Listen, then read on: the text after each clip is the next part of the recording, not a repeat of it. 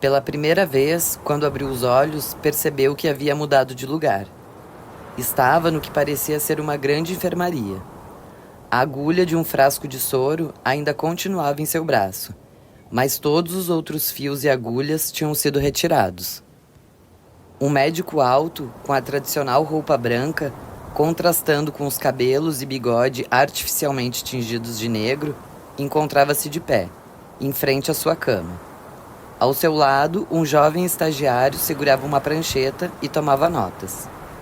"Há quanto tempo estou aqui?" perguntou, notando que falava com uma certa dificuldade, sem conseguir pronunciar direito as palavras. "2 semanas neste quarto, depois de 5 dias na unidade de emergência", respondeu o mais velho. "E dê graças a Deus por ainda estar aqui." O mais jovem pareceu surpreso, como se essa última frase não combinasse exatamente com a realidade. Verônica de imediato notou sua reação, e seus instintos se aguçaram. Tinha ficado mais tempo? Ainda estava correndo algum risco? Começou a prestar atenção em cada gesto, cada movimento dos dois. Sabia que era inútil fazer perguntas. Eles jamais diriam a verdade. Mas se fosse esperta, podia entender o que estava acontecendo. "Diga seu nome, endereço, estado civil e data de nascimento", continuou o mais velho. Verônica sabia seu nome, seu estado civil e sua data de nascimento, mas reparou que havia espaços em branco em sua memória. Ela não conseguia lembrar direito o endereço. O médico colocou uma lanterna em seus olhos e os examinou profundamente, em silêncio. O mais jovem fez a mesma coisa. Os dois trocaram olhares que não significavam absolutamente nada. "Você disse para a enfermeira de noite que não sabíamos ver sua alma?" perguntou o mais moço. Verônica não se lembrava. Tinha dificuldades em saber direito quem era e o que estava fazendo ali. "Você tem sido constantemente induzida ao sono através de calmantes, e isso pode afetar um pouco a sua memória. Por favor, tente responder tudo o que perguntarmos." E os médicos começaram um questionário absurdo, querendo saber quais os jornais importantes de sua cidade. Quem era o poeta cuja estátua está na praça principal? Aquilo ela não esqueceria nunca. Todo esloveno traz a imagem do grande poeta na alma. A cor do cabelo de sua mãe, o nome dos amigos de trabalho, os livros mais retirados na biblioteca. No começo, Verônica cogitou não responder. Sua memória continuava confusa. Mas à medida que o questionário avançava, ela ia reconstruindo o que havia esquecido.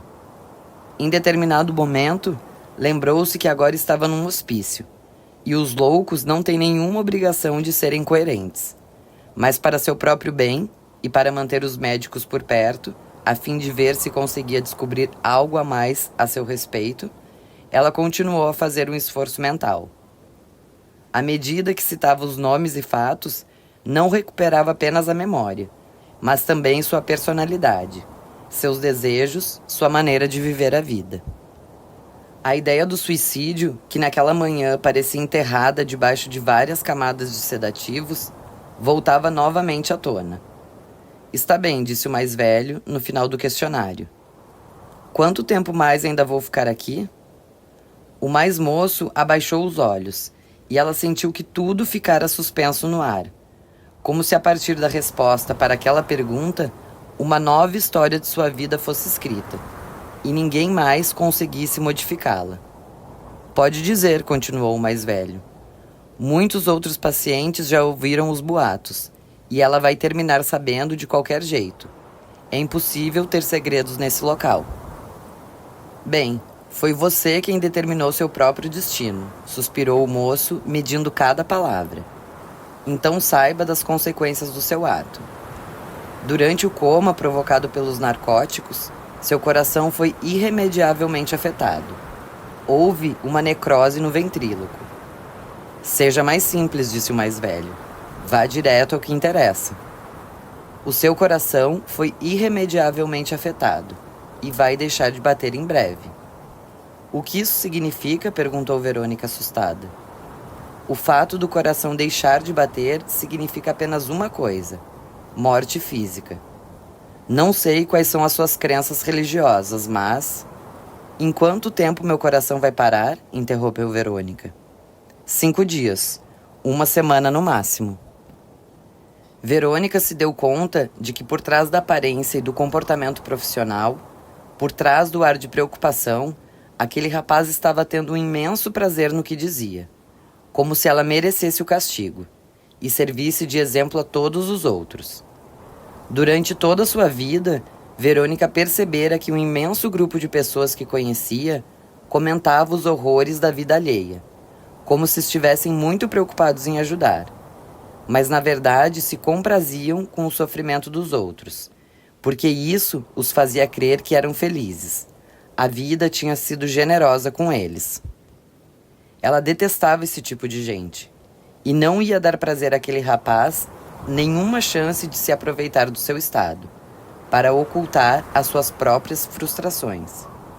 Manteve os olhos fixos nos dele e sorriu. Então eu não falhei. Não, foi a resposta. Mas o seu prazer em dar a notícia trágica havia desaparecido. Durante a noite, porém, começou a sentir medo. Uma coisa era a ação rápida dos comprimidos. Outra era ficar esperando a morte por 5 dias, 1 semana, depois de já ter vivido tudo o que era possível. Passar a sua vida esperando sempre alguma coisa. O pai voltar do trabalho, a carta do namorado que não chegava, os exames do final do ano, o trem, o ônibus, o telefonema, o dia das férias, o final das férias. Agora precisava esperar a morte, que vinha com data marcada. Isso só podia acontecer comigo. Normalmente as pessoas morrem exatamente no dia em que acham que não vão morrer. Tinha que sair dali e arranjar novos comprimidos. Se não conseguisse e a única solução fosse jogar-se do prédio mais alto de sua cidade, ela faria isso. Tentara poupar seus pais do sofrimento extra, mas agora não havia mais remédio. Olhou à sua volta. Todos os leitos estavam ocupados. As pessoas dormiam. Algumas roncavam forte. As janelas tinham grades. No final do dormitório havia uma pequena luz acesa, enchendo o ambiente de sombras estranhas e permitindo que o local estivesse constantemente vigiado. Perto da luz, uma mulher lia um livro. Essas enfermeiras devem ser muito cultas. Vivem lendo.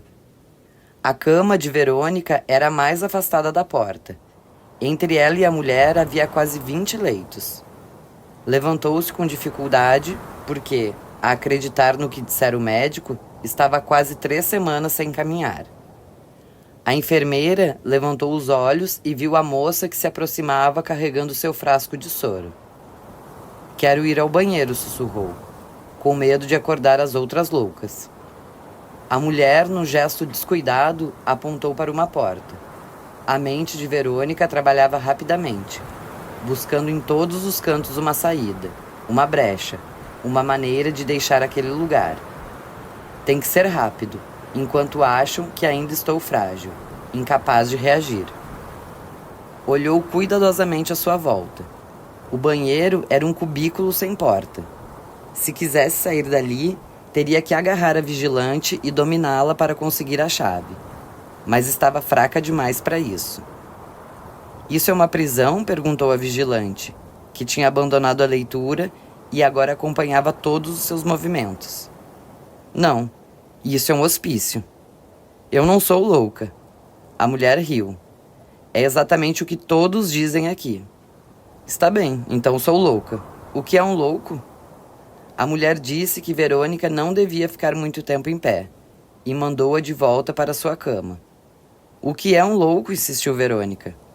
"Pergunte ao médico amanhã e vá dormir, ou terei a contragosto que lhe aplicar um calmante."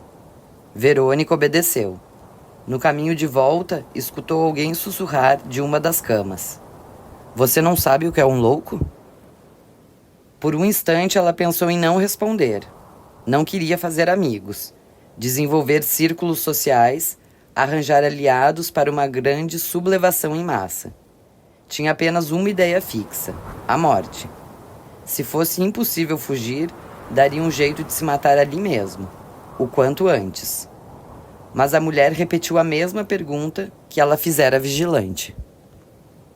Você não sabe o que é um louco? Quem é você? Perguntou Verônica. Meu nome é Zética. Vá até a sua cama e depois, quando a vigilante achar que você já está deitada, arraste-se pelo chão e venha até aqui. Verônica voltou ao seu lugar e esperou que a vigilante voltasse a se concentrar no livro. O que era um louco? Não tinha a menor ideia, porque essa era uma palavra empregada de muitas maneiras, completamente anárquicas. Diziam, por exemplo, que certos esportistas eram loucos por desejar quebrar recordes, ou que os artistas eram loucos, pois viviam de uma maneira insegura, inesperada, diferente de todos os normais. Por outro lado, Verônica já vira muita gente andando nas ruas de sua cidade, mal agasalhadas durante o inverno, pregando o fim do mundo, empurrando carrinhos de supermercado cheios de sacola e trapos. Estava sem sono. Segundo o médico, dormira quase uma semana. Tempo demais para quem estava acostumado com uma vida sem grandes emoções, mas com horários rígidos de descanso. O que era um louco? Talvez fosse melhor perguntar para um deles. Verônica agachou-se, tirou a agulha de seu braço e foi até onde estava Zédica, tentando não dar importância ao estômago, que começava a dar voltas. Não sabia se o enjoo era resultado do seu coração enfraquecido ou do esforço que estava fazendo. Não sei o que é um louco, sussurrou Verônica, mas eu não sou. Sou uma suicida frustrada. Louco é quem vive em seu mundo, como os esquizofrênicos, os psicopatas, os maníacos, ou seja, pessoas que são diferentes das outras. Como você? Entretanto, continuou Zédica, fingindo não ter escutado o comentário. Você já deve ter ouvido falar de Einstein, dizendo que não havia tempo nem espaço, mas uma união dos dois. Ou Colombo, insistindo que do outro lado do mar não estava um abismo, e sim um continente. Ou de Edmund Hillary, garantindo que um homem podia chegar ao topo do Everest. Ou dos Beatles, que fizeram uma música diferente e se vestiram como pessoas totalmente fora de sua época. Todas essas pessoas, e milhares de outras, também viviam no seu mundo. Essa demente está dizendo coisas que fazem sentido, pensou Verônica, lembrando-se de histórias que sua mãe contava, sobre santos que garantiam falar com Jesus ou com a Virgem Maria.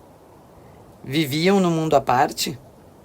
Já viu uma mulher com um vestido vermelho decotado, os olhos vidrados, andando pelas ruas da cidade quando o termômetro marcava 5 graus abaixo de zero. Achei que ela estava bêbada e fui ajudá-la, mas ela recusou o meu casaco. Talvez em seu mundo fosse verão, e seu corpo estivesse quente pelo desejo de alguém que a esperava, mesmo que essa outra pessoa estivesse apenas em seu delírio. Ela tem o direito de viver e morrer como quiser, você não acha? Verônica não sabia o que dizer, mas as palavras daquela louca faziam sentido. Quem sabe não era ela a mulher que vivia seminua nas ruas da cidade? Vou lhe contar uma história, disse Zédica. Um poderoso feiticeiro, querendo destruir um reino, colocou uma poção mágica no poço onde todos os seus habitantes bebiam. Quem tomasse aquela água ficaria louco. Na manhã seguinte, a população inteira bebeu, e todos enlouqueceram, menos o rei, que tinha um poço só para si e para sua família, onde o feiticeiro não conseguia entrar. Preocupado, ele tentou controlar a população, baixando uma série de medidas de segurança e saúde pública. Mas os policiais e inspetores haviam bebido a água envenenada e acharam um absurdo as decisões do rei, resolvendo não respeitá-las de jeito nenhum.